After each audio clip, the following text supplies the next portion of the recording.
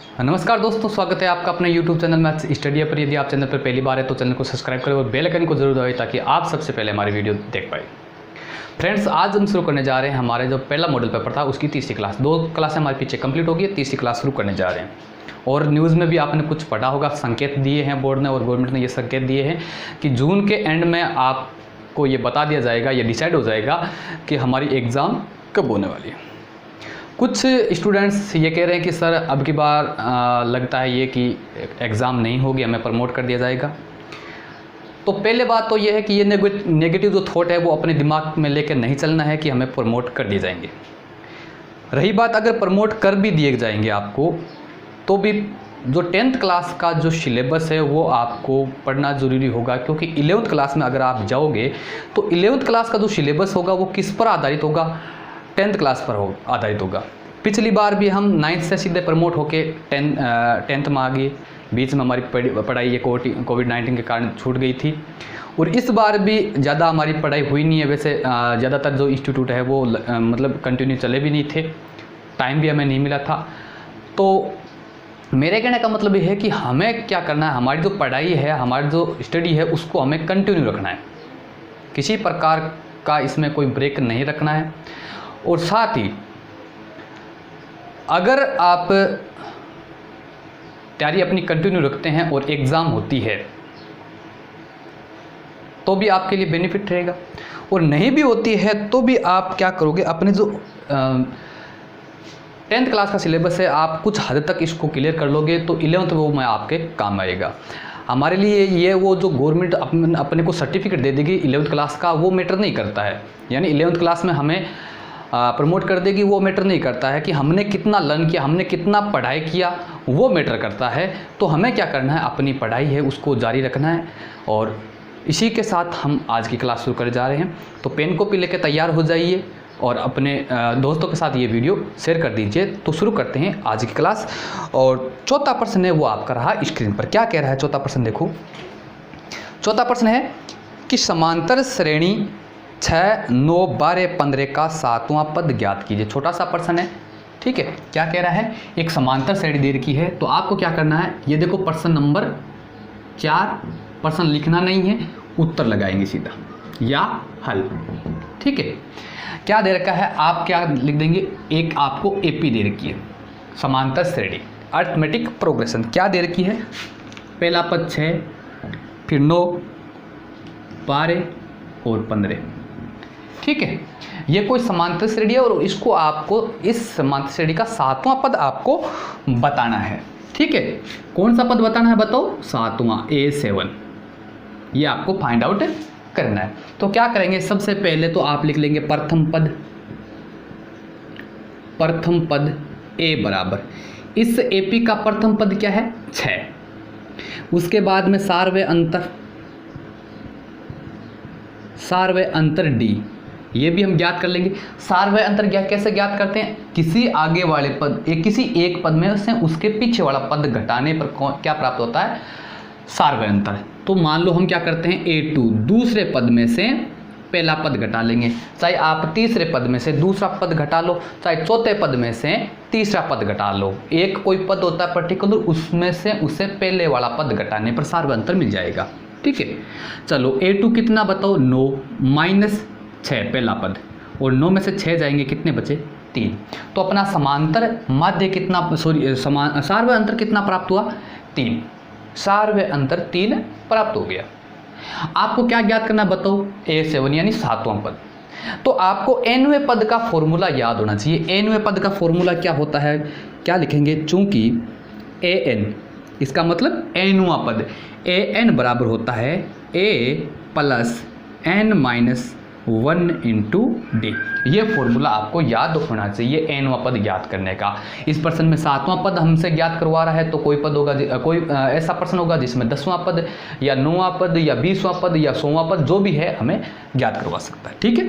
कहने का मतलब an का सूत्र लगा दिया हमने, और an, तो n की जगह कितना है, 7, यानी हमें 7वां पद ज्ञात करना। अब हम क्या करेंगे कि यहाँ पर जितनी भी वैल्यू है वो यहाँ पर पुट कर देंगे, सारे मान रख देंगे। तो a ये n की जगह कितना, जितने नंबर का पद आपको ज्ञात करना है। अगर 7वें पद का ज्ञात करना है तो 7 रख देंगे, 8वें पद का 8वां पद ज्ञात करेंगे तो 8 रख देंगे। तो n का मान यानी nवां पद कितना है, A7 इक्वल a का प्रथम पद कितना है बताओ 6 प्लस कोष्टक n का मान कितना है बताओ 7, क्योंकि हम 7वां पद ज्ञात कर रहे हैं, माइनस 1 और d की वैल्यू कितनी है बताओ 3। यहाँ से क्या निकल के आएगा बताओ, ये A7 यानी 7वां पद निकल के आएगा। ठीक है, चलो इसको हल कर लेते हैं। 6 प्लस 7 में से 1 चला जाएगा 6, और 6 को किससे मल्टीपल करना, 3 से, तो 6 प्लस 6 18, और 18 और 6 कितने हो गए 24। कहने का मतलब क्या हो गया, A7 यानी 7वां पद कितना आया बताओ, 24 आया। ठीक है, तो 7वां पद कितना मिला बताओ 24। तो इस प्रश्न का उत्तर क्या होगा बताओ, या ये कह दो कि इस AP का जो 7वां पद होगा वो क्या होगा बताओ 24 होगा। यही आपका आंसर है। अब करना क्या, देखो वीडियो को यहीं पर पॉज करेंगे। ठीक है, वीडियो को यहीं पर पॉज करेंगे, इसको अच्छे से समझ के, और अपनी बुक में से, अपनी जो पाठ्य पुस्तक है उसमें से इस प्रकार के जितने भी प्रश्न हैं, 3, 4, 5 जितने भी प्रश्न हैं, उन प्रश्न को आप पहले मिलाएंगे, तब तक आप इस वीडियो को यहीं पर पॉज करोगे। इस प्रकार स्टडी करना है आपको। समझ में आ रही की बात आपको, अपनी जो पाठ्य पुस्तक है उनमें से वहाँ से आप पिकअप करेंगे प्रश्न को इसी प्रकार का, जिसमें nवां पद ज्ञात करना हो, nवां पद ज्ञात करना हो, और जिसमें आपको एक समांतर श्रेणी दे रखी है। तो इस प्रकार के जितने भी 2-3 प्रश्न है वो आप हल करेंगे, उसके बाद में आप आगे वाले प्रश्न पर जाएंगे। ठीक, चलो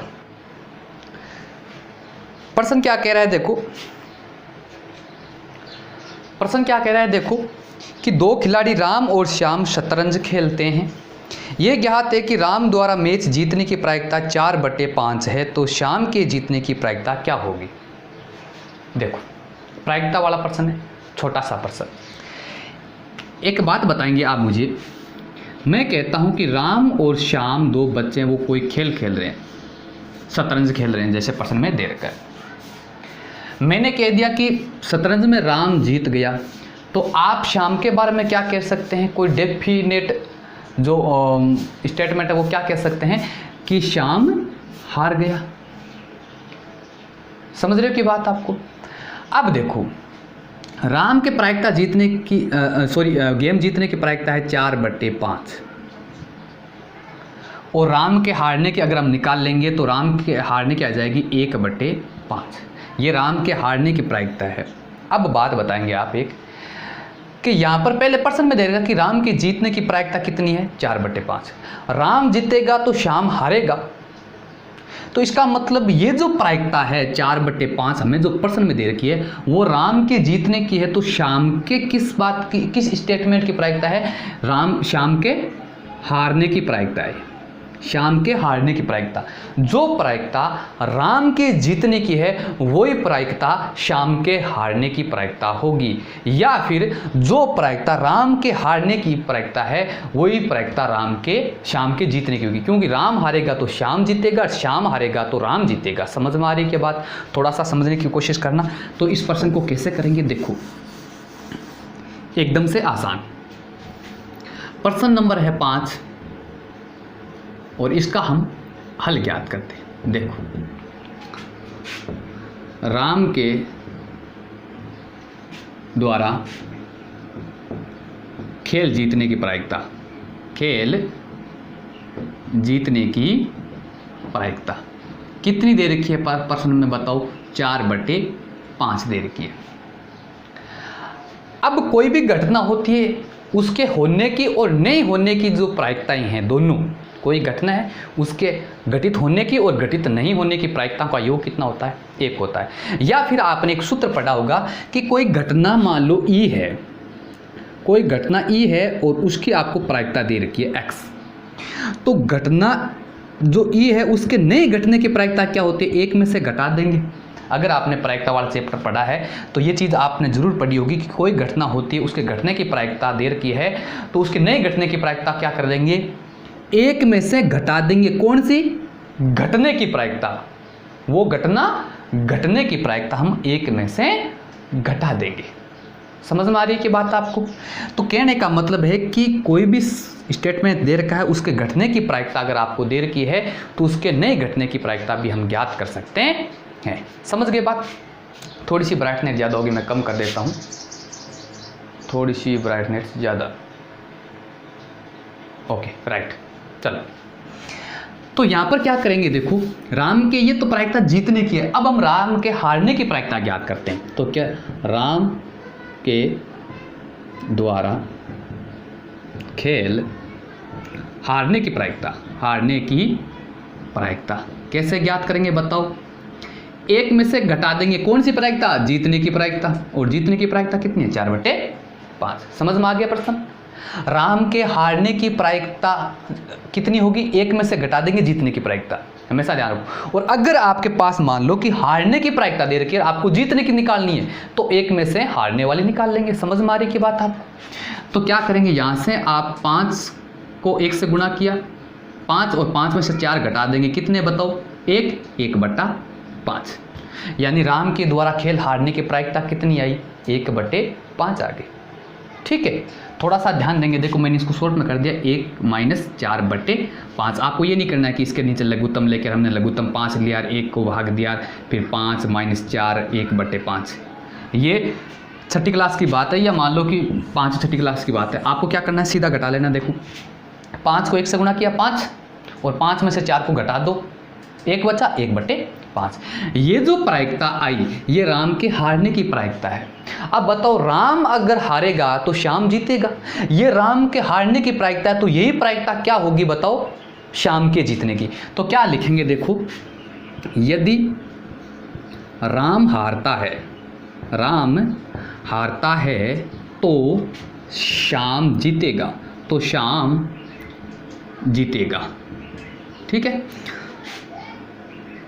इसलिए राम के हारने की प्रायिकता, राम के हारने की प्रायिकता ही श्याम के, राम के हारने की प्रायिकता ही श्याम के जीतने की प्रायिकता है, जीतने की प्रायिकता है। समझ रहे हो की बात? जो राम हारेगा वो जो प्रायिकता है वही श्याम के जीतने की प्रायिकता है। इसलिए श्याम के द्वारा खेल जीतने की प्रायिकता बराबर कितनी हो जाएगी? श्याम द्वारा खेल जीतने की प्रायिकता किसके बराबर हो जाएगी? राम के द्वारा खेल हारने की प्रायिकता के बराबर हो जाएगी। समझ में आ गया क्या आपको?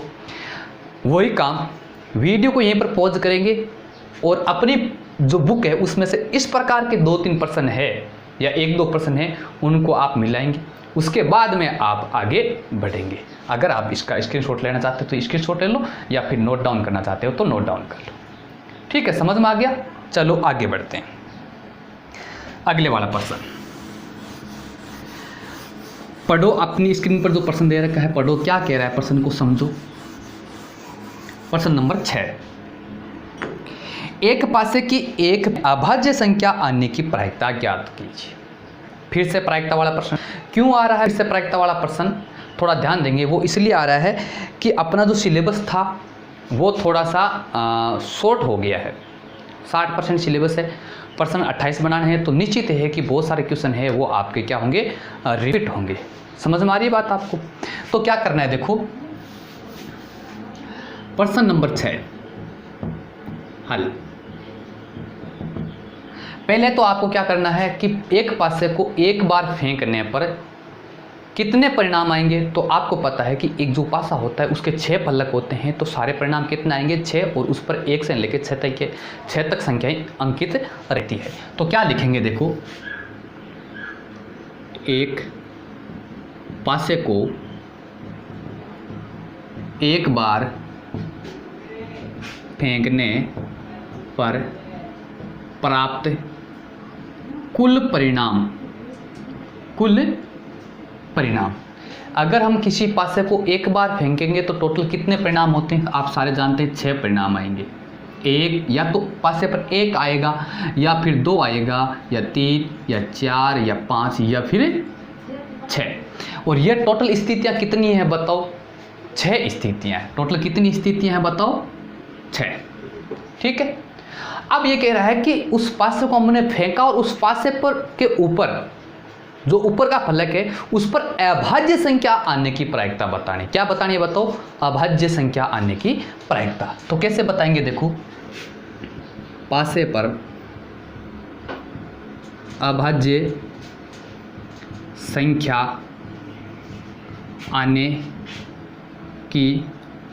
आने के परिणाम। अब यहाँ पर कौन से परिणाम आएंगे? जहाँ पर पासे पर जो अभाज्य संख्याएं होती है। ठीक है, तो पासे पर कौन सी अभाज्य संख्या होती है? एक तो होता है 2, 3 और 5। क्योंकि जो 1 होता है वो न तो भाज्य होती है और न ही अभाज्य होती है। जो 1 होता है वो न तो भाज्य होती है और न अभाज्य होती है। 2 अभाज्य होती है, 3 अभाज्य होती है और 5 अभाज्य होती है। ठीक है, तो ये टोटल कितनी स्थितियां होगी या कितने परिणाम होंगे बताओ? 3 परिणाम होगी। समझ में आ गई बात आपको? अब आपको क्या करना है? जो प्रायिकता का सूत्र वो लगा देंगे। तो अभाज्य संख्या आने की प्रायिकता, अभाज्य संख्या आने की प्रायिकता कितनी हो जाएगी बताओ? सूत्र लगाएंगे, अनुकूल स्थितियां बटा कुल स्थितियां, या परिणाम लिख दो चाहे स्थितियां लिख दो, ये एक फॉर्मूला होता है। ठीक है, अनुकूल कौन सी होगी? जिसकी हम प्रायिकता ज्ञात कर रहे हैं। हम प्रायिकता किसकी ज्ञात कर रहे हैं? अभाज्य संख्या आने की। और अभाज्य आने के परिणाम कितने हैं बताओ? 3 बटे कुल परिणाम। उस घटना के टोटल परिणाम कितने हैं? 6। तो 3 बटे 6 काटोगे तो कितना आएगा? 1 बटा 2। तो किसी भी पासे को एक बार फेंकने पर अभाज्य संख्या आने की प्रायिकता कितनी होगी बताओ? 1 बटा 2। तो क्या लिखेंगे? अतः पासे पर अभाज्य संख्या आने की प्रायिकता, अभाज्य संख्या आने की प्रायिकता बराबर 1 बटा 2। ये आपका उत्तर हो गया। समझ में आ गई कि बात आपको? अब यहाँ पर वापस वीडियो को पॉज करेंगे और मैं जो प्रश्न आपको नोट करवा रहा हूँ वो प्रश्न नोट करेंगे। आपकी पुस्तक में है या नहीं है आप नोट करेंगे। ये तो हो गया प्रश्न अभाज्य संख्या प्राप्त होने का। आपको भाज्य संख्या प्राप्त होने का उत्तर बताना है। समझ में आ रही है कि बात आपको? आपको ये ज्ञात करना है कि एक पासे को एक बार फेंकने पर भाज्य संख्या प्राप्त होने का प्रायिकता। समझ रहे हो कि बात को? आपको याद रखना, भाज्य संख्या बोल रहा हूं। और इस प्रश्न का जो भी मैंने बोला है भाज्य संख्या आने की प्रायिकता है, इस प्रश्न का जो उत्तर है वो आप कमेंट बॉक्स में ड्रॉप करेंगे। प्रश्न नंबर 6 नंबर लगा के आप उत्तर ड्रॉप कर देना, मैं समझ जाऊंगा। समझ में आ रहे हैं? पूरा लिखना, पूरा जो कमेंट वो लिखने की आवश्यकता नहीं। 6 नंबर का उत्तर लगा के और उत्तर बताना, क्या बताना है कि किसी भी पासे पर भाज्य संख्या आने की प्रायिकता। और इसके बाद में अपनी बुक में से पासे से रिलेटेड जितने भी प्रश्न है वो सारे के सारे आप मिलाओगे, चाहे उसमें आधा घंटा लगे, चाहे 20 मिनट लगे, चाहे 10 मिनट लगे। उसके बाद में आगे वाला प्रश्न आपको हल करना है। ठीक है, चलो, तो यह हो गया आपका 6ठा प्रश्न। आगे वाला प्रश्न 7वां प्रश्न आपकी स्क्रीन पर क्या कह रहा है? देखो कि रोक दृष्टि दूरी का समीकरण लिखिए। यह आपका सड़क सुरक्षा वाला जो चैप्टर है वहां से आया है 7वां प्रश्न। देखो प्रश्न नंबर 7। ठीक है, उत्तर किसका सूत्र पूछा है बताओ? रोक दृष्टि दूरी का। रोक दृष्टि दूरी बराबर, ये एक समीकरण है जो आपका जो पाठ्य पुस्तक है उसके लास्ट में जो सड़क सुरक्षा वाला जो चैप्टर है वहाँ से आया। तो इसका ये जो समीकरण होता है वो क्या होता है? रोक दृष्टि दूरी या रोकने की दूरी बराबर प्रतिक्रिया दूरी, प्रतिक्रिया दूरी प्लस अवरोध दूरी, अवरोध दूरी। ये एक समीकरण है जिसको क्या बोलते हैं बताओ? रोक दृष्टि दूरी वाला समीकरण बोलते हैं। छोटा सा प्रश्न है, बस आपको याद रखना है सड़क सुरक्षा वाला में से। ठीक है, आगे वाला प्रश्न नंबर 8, वाहनों के लिए आवश्यक PUC का पूरा नाम लिखो। किसका नाम पूछा है आपको? PUC का पूरा नाम पूछा है, ठीक है। तो PUC का क्या होता है बताओ? Pollution under control certificate.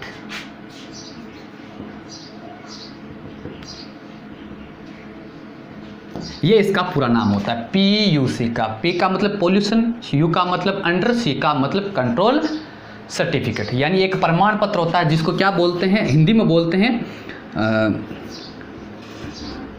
प्रदूषण नियंत्रण प्रमाण पत्र। प्रदूषण नियंत्रण प्रमाण पत्र, ये आपको इसका हिंदी में नाम याद रखना है। अंग्रेजी में होता है पोल्यूशन अंडर कंट्रोल सर्टिफिकेट और हिंदी में होता है प्रदूषण नियंत्रण प्रमाण पत्र। ये एक प्रमाण पत्र है जो हर वाहन को दिया जाता है। तो ये आपका जो सड़क सुरक्षा वाला जो चैप्टर है वहाँ से ये प्रश्न पिकअप किए गए हैं। दोनों प्रश्नों को आपको याद कर लेना है, ठीक है। चलो, उसके बाद में आगे वाला 9वां प्रश्न क्या कह रहा है? 9वां प्रश्न है, आप स्क्रीन पर है वो पढ़ेंगे। प्रश्न क्या कह रहा है? 9वां प्रश्न निर्देशांक ज्यामिति का जो चैप्टर है वहां से आया हुआ है। 9वां प्रश्न पढ़ेंगे, क्या कह रहा है देखो। बिंदुओं 2, 3 और 5, 6 के बीच की दूरी खालिस्तान होगी। यानी खालिस्तान में कितना आएगा? 2 बिंदुओं के निर्देशांक दे रखे हैं और उनकी बीच की दूरी कितनी होगी ये आपको बताना है। प्रश्न नंबर 9 हल। इसमें क्या करेंगे, माना दोनों बिंदु को मान लो। एक मान लो P है जिसके निर्देशांक 2, 3 तथा दूसरा बिंदु है उसको हम Q मान लेते हैं, उसके निर्देशांक है 5 व 6। ये हमने मान लिया। अब हमें क्या करना है? P और Q के बीच की दूरी बतानी है। तो दो बिंदुओं के बीच की दूरी का सूत्र आपको यहाँ पर लगाना है। तो क्या लिखेंगे? हम जानते हैं कि PQ बराबर, इसका सूत्र क्या होता है? अंडरूट x2 माइनस x1 का whole square plus y2 minus y1 का होल स्क्वायर। ये दो बिंदुओं के बीच की दूरी का सूत्र हो गया, ठीक है। अब देखो, ये है ये x1 का मान, ये y1 का मान, ये x2 का मान, ये y2 का मान। यहाँ पर मान रख देंगे, उत्तर आ जाएगा। देखो x2 कितना? 5 माइनस ये सूत्र, जहाँ पर आपको जो वेरिएबल दे रखा है वहीं पर ही उसकी वैल्यू रखनी है। तो x2 की वैल्यू, x2 की जगह 5 माइनस ये माइनस, x1 कितना बताओ? 2 और इसका क्या है? होल स्क्वायर प्लस ये प्लस, y2 कितना है बताओ? 6 माइनस y1 कितना है बताओ? 3। तो 6 माइनस 3 का होल स्क्वायर और इसका अंडरूट। हल कर लो, 5 में से 2 जाएंगे, कितने बचेंगे बताओ? 3। तो 3 का स्क्वायर प्लस 6 में से 3 गया, कितना बताओ? 3 का स्क्वायर और इसका क्या है बताओ? अंडरूट। 3 का स्क्वायर 9 और 3 का स्क्वायर 9, ठीक है। या फिर देखो, थोड़ा सा आप व्यवहारिकता में अगर जाते हैं तो ध्यान देंगे कि 3 का स्क्वायर कितने 3 के स्क्वायर हो गए? आपको रटना नहीं है, कुछ ऐसा नहीं करना है कि बस हमें एक पर्टिकुलर तरीका रट लिया और उस तरीके से हम प्रश्न को हल कर रहे हैं, ऐसा नहीं करना है। थोड़ा दिमाग लगाएंगे। 3 का स्क्वायर और 3 का स्क्वायर जोड़ रहे हैं तो कितने 3 के स्क्वायर हो गए? तो 2 3 के स्क्वायर हो गए। क्या हो गए बताओ? 2 3 के स्क्वायर हो गए। समझ में आया क्या? अरे भाई, एक आम और एक आम कितने आम हो गए? 2 आम हो गए।